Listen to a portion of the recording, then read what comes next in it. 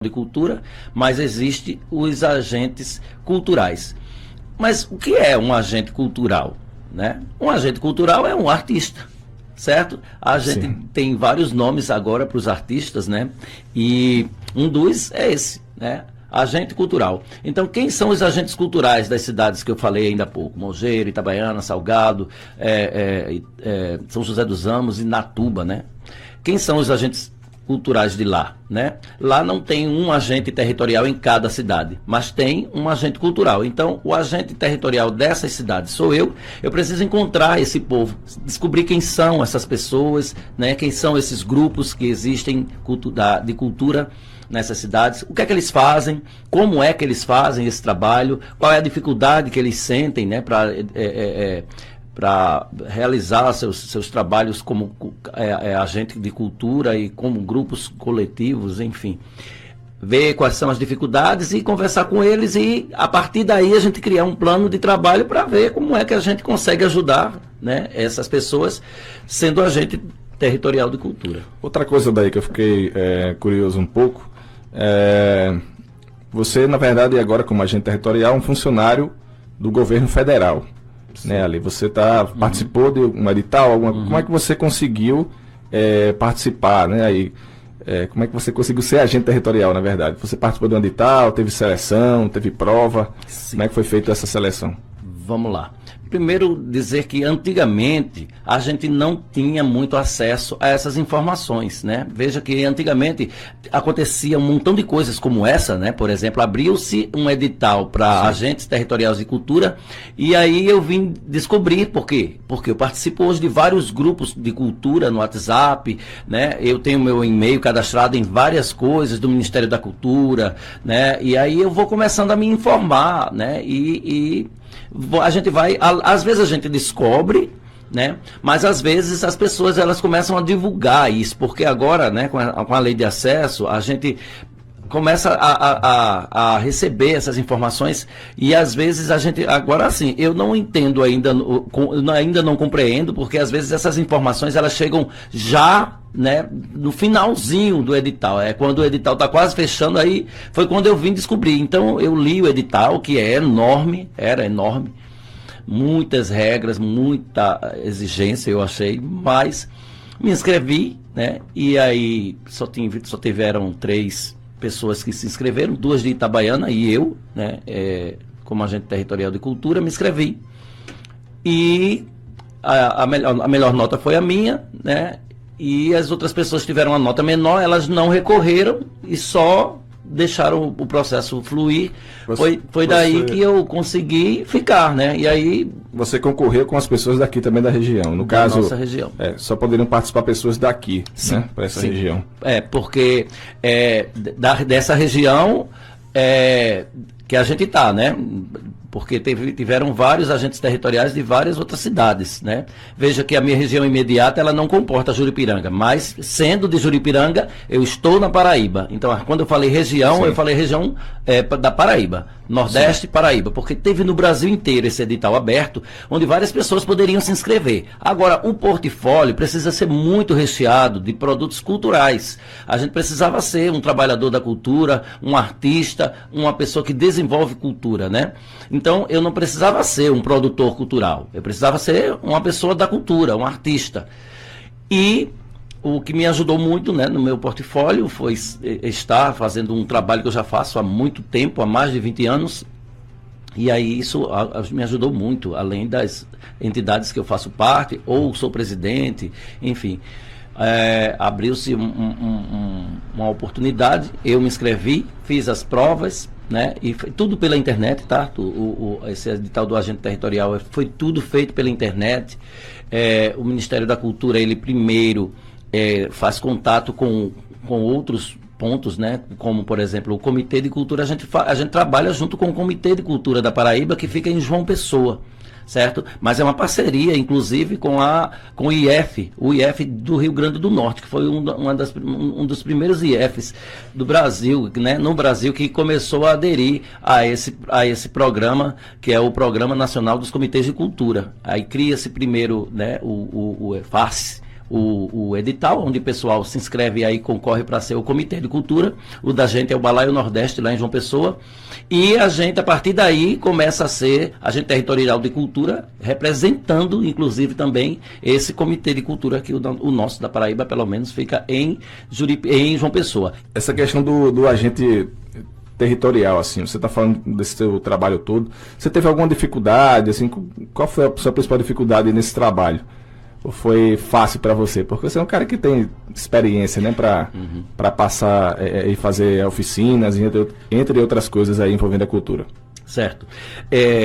Primeiro do que tudo, também falando já desse subassunto, né, que eu chamo de subassunto, dentro do assunto de agente territorial, quando a gente passa para ser agente territorial, então, antes da gente começar a fazer alguns trabalhos, a gente precisa aprender.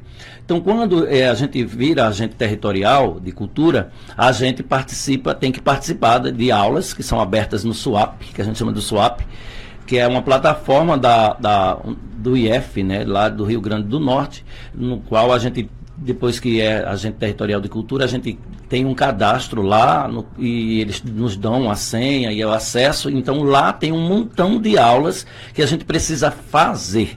Então essas aulas, né, elas nos traz vários módulos, né? Eu agora já terminei o terceiro, até agora foi o último, né? E esses módulos, ele traz uma nova perspectiva em cima de tudo que eu já aprendi como agente de cultura, né? Quando eu sou agente de cultura, então eu sou artista. Então tem um montão de coisas que eu sabia, mas algumas eu não sabia. Então, dentro da plataforma, Arthur, a gente precisa assistir várias aulas, né? Responder vários questionários, fazer portfólio, tá? A gente precisa explicar o que é que a gente pretende fazer como agente territorial, a gente precisa explicar quais são as dificuldades que a gente tem. Então, eu estou aqui fazendo uma sistematização do trabalho que eu já fiz como agente territorial de cultura com você, porque você está me pedindo informações que aí algumas pessoas não sabem. Tem algumas pessoas que pensam que então é só um agente territorial, né? Mas imagine de novo a gente falando dos agentes de saúde. Os agentes de saúde, eles vivem fazendo relatório o tempo todo, né? Eles vão nas casas, né? Trabalho constante, não para. O tempo todo. Eles vão nas casas, eles observam isso, aquilo, né? Vê onde tem focos de dengue, ou se não tem focos de dengue, o agente de endemias, eu acho que é mais essa área, né? De ver isso, como é que está aquela rua, essa rua tem, né? Tem isso, tem aquilo. Então, o agente territorial de cultura, ele faz um trabalho bem parecido. Então, a gente fica vendo algumas coisas e fazendo relatório. Então, a gente assiste às aulas, são todas online, mas depois disso a gente precisa responder os questionários. Então, e que não é uma coisa tão fácil. Então a gente precisa ler, entender, aprender e responder. Tá? Então, depois disso, a gente vai começando a fazer. Então, as dificuldades que eu senti no começo foram essas, né? Porque algumas vezes a gente aqui aprende a falar uma coisa e aí lá na plataforma isso está escrito de outro jeito, né? Tem outra interpretação. A palavra diz uma coisa e a gente vai lá ver para fazer outra. Então, a gente precisa se identificar, que é uma das coisas que eu mais trabalhei dentro do meu trabalho como agente territorial de cultura, Arthur, que é a questão da identidade cultural. Muitas vezes as pessoas não sabem nem o que são. Elas fazem cultura, elas são artistas, são do meio, né, cultural, mas elas não sabem ainda o que são. Elas não sabem se são dançarinos, se são músicos, se são artistas do teatro, atores, atrizes, enfim. Às vezes, inclusive, você é um artista multicultural, porque você faz tudo, mas tem gente que ainda não sabe, né, se você é artesão ou artista de habilidades manuais, que agora tem essa diferença, né? A questão da identidade, inclusive, traz ainda o principal motivo de trabalhar a identidade é se aceitar como você é. Um dos problemas é quando a gente vai inscrever as pessoas nos projetos, né, e nos editais. A pessoa prepara o projeto e quando vai se inscrever no edital, lá pergunta se você é negro, branco, aí pergunta se você é pardo. Então, a maioria das pessoas se entendem como pardo porque ainda tem o medo de se assumir como preto ou preta. Então isso é um problema, né, que é gerado, né, que é antigo, esse problema, que isso foi criado pelas pessoas brancas de antigamente, né, ou ainda são criados, para a gente que é negro ou preto não se identificar como tal. Então a gente cria essa imagem de que a gente é moreno ou pardo, já que eu não sou preto. Então, quando você se assume, né, preto, se identifica como preto, né, ou até mesmo pardo, que nos editais tem a mesma conotação, pardo ou preto, né, você está lá, se inscreve em cotas e você pode até ganhar no edital, passar, ser classificado no edital, porque você se aceitou, você se mostra como é. Então tem também a parte do pessoal do grupo GLBTQIAPN+, né, que são os homossexuais, que aí eu gosto de resumir numa palavra só, porque as letras GLBTQIAPN+, às vezes confundem as pessoas, né? Mas vamos falar dessa forma. Aumentou muito essas siglas. E vive aumentando. Então, para acompanhar, às vezes, então, eu estou só melhorando, não querendo parar de usar as letras, eu estou falando só para ficar mais fácil o entendimento. Também tem cotas para as pessoas, né? Do grupo GLBTQIAPN+.